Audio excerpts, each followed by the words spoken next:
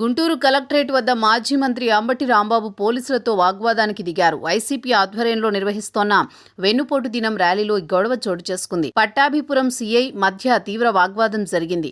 YCP నేతలు మూకుమ్మడిగా collectorate లోపలికి వెళ్లేందుకు యత్నించారు. ప్రతినిధి బృందాన్ని మాత్రమే అనుమతిస్తామని సీఐ చెప్పడంతో అంబటి పోలీసులపై ఉగ్రరూపం చూపించారు. లోపలికి వెళితే ఏం చేస్తావో చేసుకో అని పోలీసులపై మండిపడ్డారు. ఆపుకోండి అని సీఐకి వేలు చూపిస్తూ హెచ్చరించారు. తీవ్ర పదజాలంతో విరుచుకుపడ్డారు. అయితే ఓ పోలీస్ అధికారి అంబటిపై తీరుపై నిప్పులు చెరిగారు. నువ్వెంతంటే నువ్వెంత అనుకునే వరకు వెళ్లింది వ్యవహారం. ఒకరికొకరు వేలు చూపించుకుంటూ ఘర్షణ పడ్డారు. దీనికి సంబంధించిన వీడియో సామాజిక మాధ్యమాల్లో వైరల్ అవుతోంది.